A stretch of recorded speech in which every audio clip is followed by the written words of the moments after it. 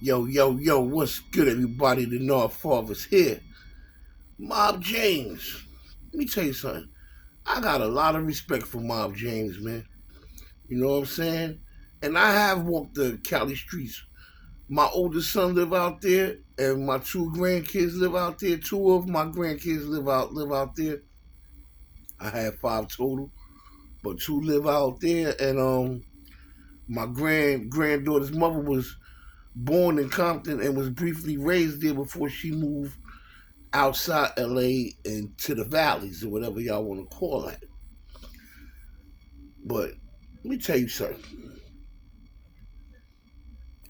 Mob James, he mobbed in them streets and he bumped and thumped in them streets. And he set the tone, not by himself, but he helped. His ways and actions was one of the ways that helped to set the tone on what gang life is today. Whether he likes it or not. It's no honor in members once they make a choice on how they gonna gang bang or how they gonna gang. You know what I'm saying? So I'm saying this, and let me just say, for them, Death Row had an army, man. They had a team. Suge had a team around him that reminded me of the old Oakland Raiders. You know what I'm saying? They just shut you down, run all over you, beat on you. You know what I'm saying? They wasn't playing football. They was fighting on that field, man. And the Oakland Raiders was no joke. Neither was Death Row. Two of the people that I look up the most, besides Mob James, of course, is Big Buntry. That's Mob James' brother. May he rest in peace. And no disrespect to Mob James.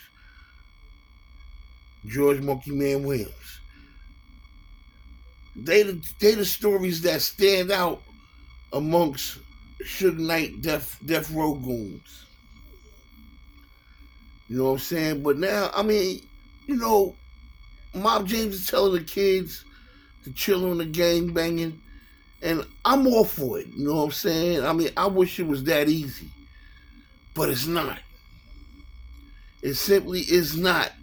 When Mob James was out there, he was out there. How you gonna tell the kids not to gang bang when you gang bang? You probably did more drive-bys than these kids is doing now. You know what I'm saying? While people like Reggie White and them, they made careers out of what they was doing. His father was one of the top cops that was running through your hood trying to keep the gangs under control. That was his job. Now you sit with him and you sit with his son. Okay, I get it. You look back on your life and you want to make a difference for the kids that's coming up now.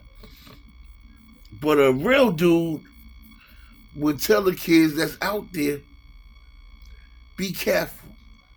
Because the reality is, they are gonna gangbang. They're not gonna stop gangbanging. If anything, a lot of these kids want to up the ante when it comes down to gangbanging. And you telling them not to do what you did, probably times 10. Nobody could tell Mob James not to gangbang when he was out there gangbanging. He made a living out of gangbanging. He put food on his table out of gangbanging. He fed his kids out of gangbanging. Clothed them. And I'm sure that's what a lot of these young boys is doing now. You just gotta tell them, listen, man, I don't like you looking back on it because the wounds and the scars, mental, physical, they visible once they shown. And I know that pain of Mob James losing Big Buntry did a lot to him. It changed the course of his life because that was his brother. They lived in the same house, slept in the same beds, ate at the same table, slept in the same rooms. That's what I meant to say. In some instances, sometimes you gotta share a bed when you're growing up. So he grew up with his brother in that household all the way until his brother lost his life. And I like Big Bunchy because he wasn't one to play with. But Mob James telling these kids, listen, man, put the gang banging down, put the pows down, put everything down, man. Get a book. Go to school. Can you tell them what they learning in school?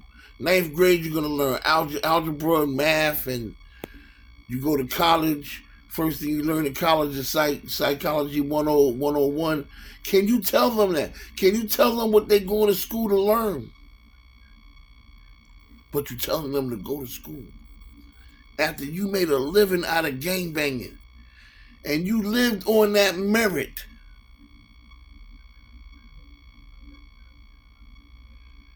You probably made a pledge, gang for life. For life.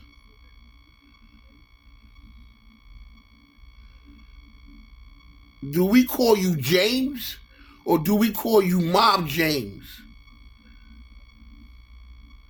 See, this is the stuff that I'm talking about. Only thing you can tell these kids is be careful. Give them tips. If it's quiet, look around. When it's too quiet, something get ready to happen. At the drop of a pen, anything can happen.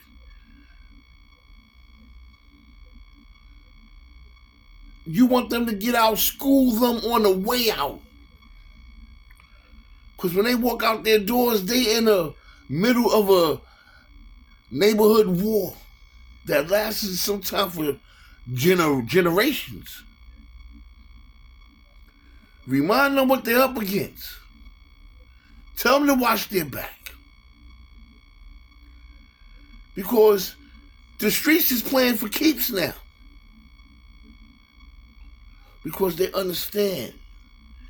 Like KRS once said, illegal business controls America.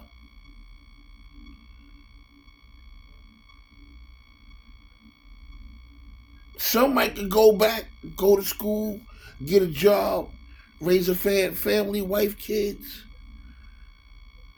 But a lot of them is not. They in them streets just like you said you was. Forever.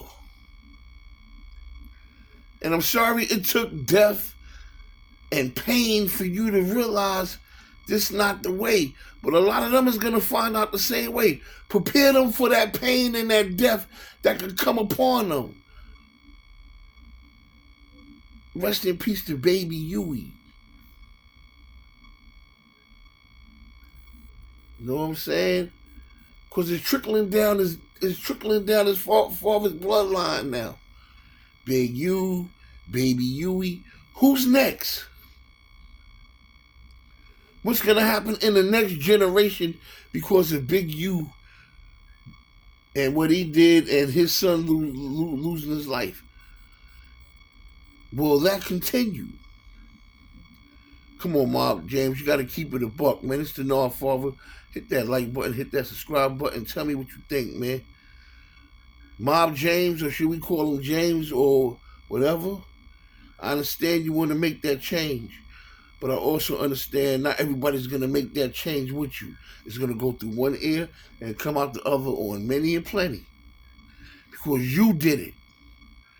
You wrote your story. Now they got to write theirs. And I'm out. Peace.